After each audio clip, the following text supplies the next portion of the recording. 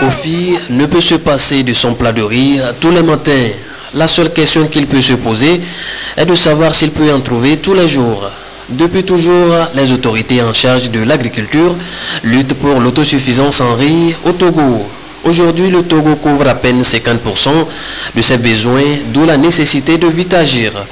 Pour y parvenir, l'État togolais a entrepris le réaménagement du système de production de semences sélectionnées dans la région du Togo. 3 bassins rizicoles sont déjà recensés dans la région maritime et plateau. C'est le cas d'Agomé-Blozou, dont le projet touche près de 200 hectares avec un coût total de 5 milliards de francs CFA.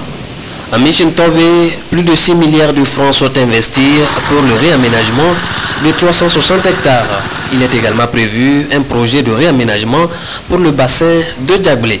Nous sommes dans une phase qui progressivement va nous permettre d'améliorer la production globalement, mais du riz fondamentalement.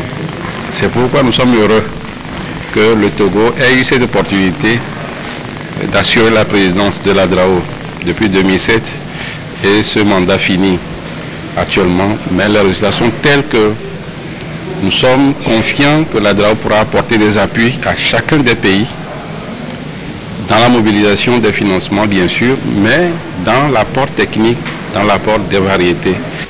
10% du budget de l'État est destiné au développement de l'agriculture, ce qui permettra la disponibilité de l'engrais en quantité pour l'essor de la production agricole en général et celui de la production du riz en particulier. Sur le plan recherche, les variétés adaptées aux conditions climatiques du Togo sont en étude à l'Institut national de la recherche en vue de la vulgarisation de nouvelles espèces. Aujourd'hui, le riz est consommé en grande quantité au Togo. Seulement la production locale étant largement insuffisante, plusieurs espèces de riz y sont souvent importées, d'où la nécessité de soutenir les efforts du gouvernement. L'Ébémé, village situé non loin d'Adita sur la voie de Palimé. Ici, la culture du riz tend à prendre le pas sur d'autres cultures. Dans ce bas-fond d'environ 10 hectares, 2 groupements féminins et tentent vaille que vaille de donner un sens à leur vie. Le groupement féminin Yagira est composé de 15 femmes. Le groupement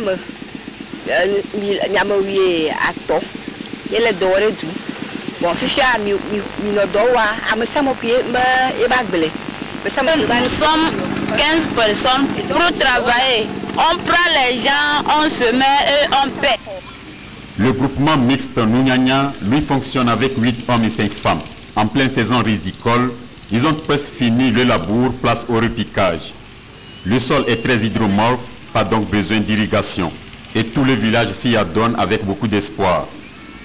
Face à la rigueur que leur impose ce sol, l'initiative a été pour un fils du village de leur procurer un motoculteur.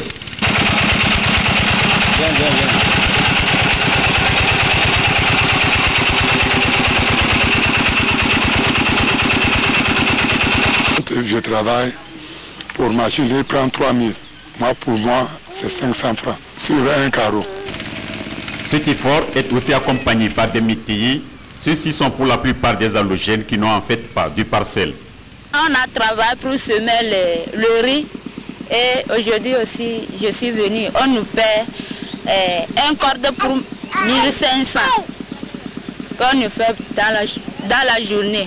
On peut faire 2 cordes dans la journée, demi-corde dans la journée. Bientôt la rentrée scolaire, les élèves sont aussi nombreux à s'atteler à cette tâche. Je fais ça là pour qu'à la rentrée, je puisse acheter mes besoins aussi. Je vais faire la terminale de cette année.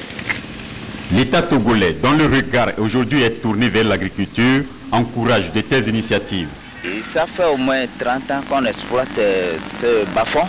Comme le gouvernement a décidé de nous aider l'année dernière, il nous a aidés en nous donnant d'engrais comme crédit.